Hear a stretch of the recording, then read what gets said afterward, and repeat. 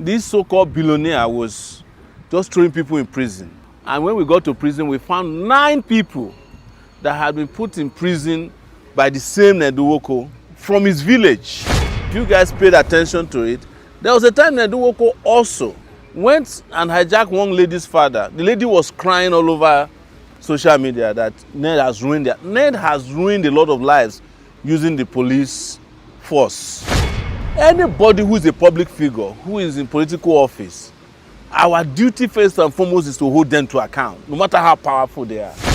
We have found out also that he has done cross-border prostitution by bringing in underage girls from places like Morocco to Nigeria.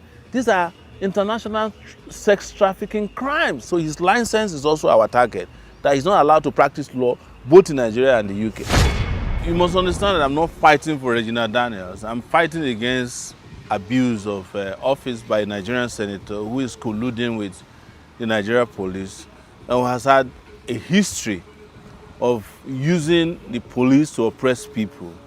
Right? Reginal Daniels' issue came to my attention when her husband arrested a TikToker named Timothy Gabriel. His TikTok name is Tuma, because they claim that Tuma accused Reginal Daniels of having kids that do not belong to this particular senator. The senator procured the Nigerian police, particularly the FCT command, got Tuma arrested and sent him to prison. They eventually brought Tuma to court after we protested, and Tuma was granted bail but could not meet his bail condition for 4 months. When he came out, he had been battered so bad, he was forced to apologize to Reginal Daniels' husband, Senator Ned Nwoko. His real name is Chinedu Nwoko, but he abbreviated it to Ned. So when again Senator Ned Nwoko got Reginal Daniels' brother arrested, apparently for cybercrime and defamation of character as they claim, I was contacted, not by their family. And when I was contacted, most people said, well, you don't have to fight for this guy because they had been fighting against you. And I said, no, it doesn't matter. I know Ned Nwoko. Ned Nwoko was the person I fought some 5 years back when he was prosecuting falsely and oppressively a lady known as Jaruma who used to sell aphrodisiacs on Instagram. So I heard about Jaruma, never met Jaruma before, but I felt it strange that this so-called billionaire was just throwing people in prison. In 2021, I was also arrested. That time not by Ned Nwoko, but I was arrested by the Nigerian police, accused of doing a protest on New Year's Eve. And when we got to prison, we found 9 people that had been put in prison by the same Ned Nwoko from his village, because they said when young people were fighting against him for stealing their land to set up what is now known as his sports university. We fought and helped these guys to get out. Later on, if you guys paid attention to it, there was a time Ned Nwoko also went and hijacked one lady's father. The lady was crying all over social media that Ned has ruined a lot of lives using the police force and using his power. And one thing people must know in Nigeria is that anybody who is a public figure, who is in political office, our duty first and foremost is to hold them to account, no matter how powerful they are. And when I heard that Ned had pounced on his in-laws, I immediately got involved in it. In fact, as at the time he arrested Reginald's brother, I was declared wanted in Lagos for participating in the protest. So I had to run from Lagos to come to Abuja. And by the time I got to Abuja, we had already arranged a lawyer to fight for him. That is Samuel Ojogo, that's Reginald's brother. And we were able to get him freed on Monday after spending about 3 nights in detention in an unjust and unlawful and illegal manner. So after freeing him, I discovered that Ned had other plans in place to arrest Reginald's mom. He had intercepted Reginald's phone calls and was going to use it against her. He was planning to reveal and release her private chats and private parts in the open. And as someone who is an advocate for respect for human rights and dignity, there's no way I can sit back, even when so many people will say, well, why would you care about a girl who was part of the oppressive system that you've been fighting against? Well, I don't care about Jews or Gentiles. I fight for human rights regardless of whether you support me or not.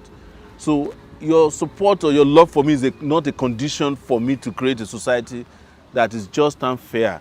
And I hate it. Everybody understands this. I hate it when people use their power, when they use illegally acquired wealth to punish people because they feel they can get away with it. So that was how we got into another issue. Found out that Ned married Reginal Daniels underage.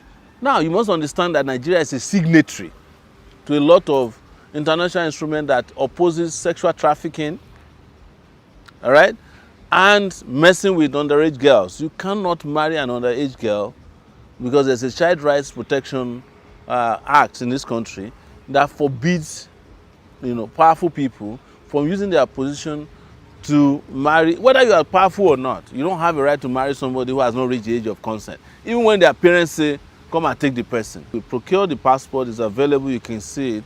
Upon discovering that this might be a problem, because he's an international lawyer, he practices in the UK, where he's gotten involved in a lot of shady dealings, by the way. He went and helped her procure a voter's card. But her original international passport, with which Ned has traveled extensively with Reginal Daniels, shows that at the time they married, she was 17 years old.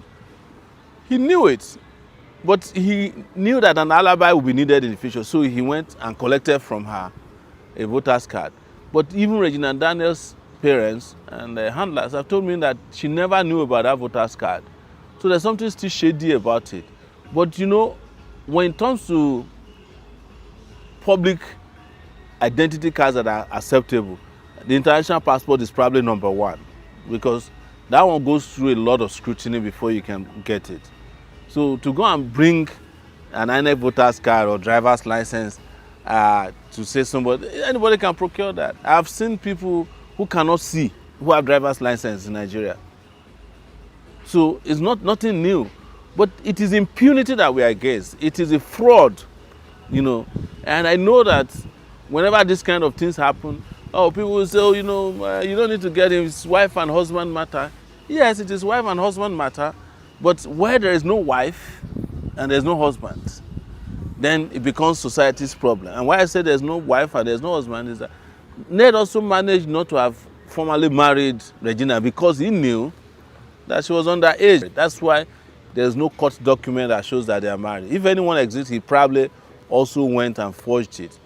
But on a larger corruption problem that is facing Nigeria, Ned is one of the most corrupt persons in this country. And I'm also an anti-corruption fighter.